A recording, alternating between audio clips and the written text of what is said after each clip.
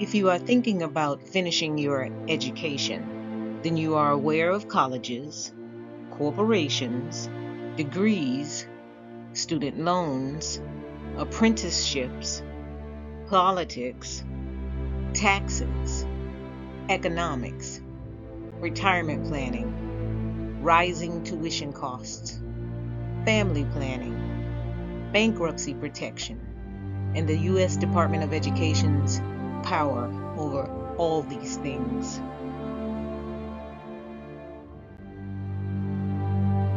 Whether you study at the most expensive college or university,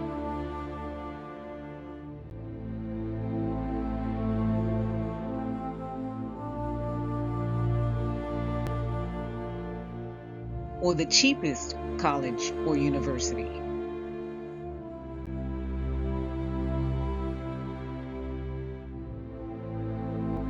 the Department of Education will control part of your life. Whether you start a business without attending college,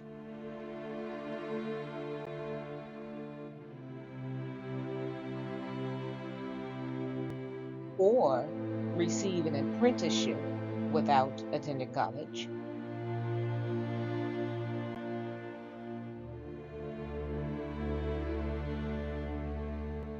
the Department of Education will control part of your life. The Department of Education will control part of your life even if you do not attend college, because attending college to finish your formal education stays on your bucket list.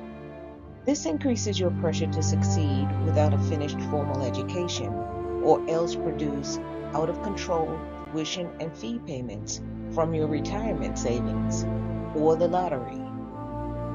Tuition grows higher the longer you wait to finish. Is the Department of Education corrupt?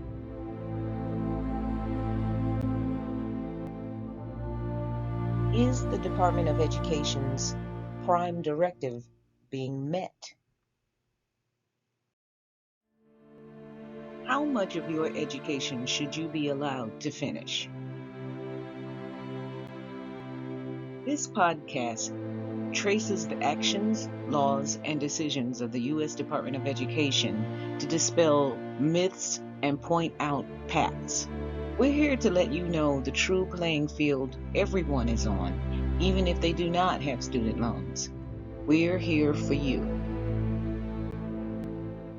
Indentured servitude is a form of labor where an individual is under contract work without a salary to repay an indenture or loan within a certain time frame. Indentured servants ultimately attained their freedom once they completed their contract, while enslaved people were permanently denied their freedom unless they could obtain the means to purchase themselves or successfully escape. These practices violated basic human rights and threatened humanity. Indentured servitude became illegal across the United States in 1917. The 13th United States Constitutional Amendment was passed after the Civil War. Since then, indentured labor has been banned worldwide.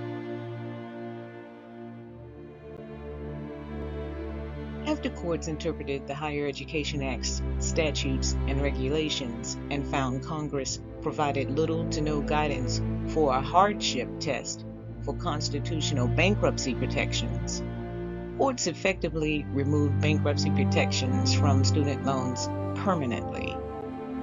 In practice, as implemented in real time by Family Financial Activity, courts have effectively reintroduced indentured servitude with no such advisory from Congress. Eventually, this led to a moratorium on student loan payments when the COVID plague hit. The United States is guessing how to stabilize the economy without restoring the wise and tested constitutional bankruptcy protections to student loans. The United States is in business for itself, selling and policing a federal financial product that became too corrupt and unstable after being privatized. The United States uses absolute power to manage an amount of student loan debt that the United States cannot calculate, a subject that will be discussed throughout this series of podcasts. The student loan program is not working because the Constitution is never applied to it anymore, with a domino effect on the economy reported daily and ignored.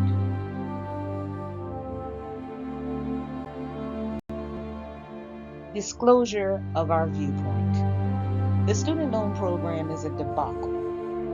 Student loans are the most dangerous financial product in the United States. The Department of Education is a dark agency that acts as an adversary to borrowers to protect its financial product, not as a consumer protection agency. Therefore, borrowers' complaints are unwelcome, despite multiple lender bailouts. Stressed out student borrowers have learned that the agency is too dark to police and fix itself. As an investment bank, effectively, this dark agency traps poor, middle class, and upper middle class borrowers in debt for life from a young age, with no constitutional protections.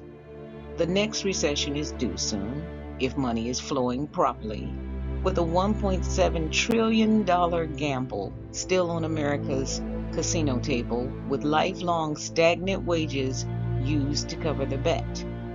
There are pockets of wage growth to report, but not all boats lifted as necessary.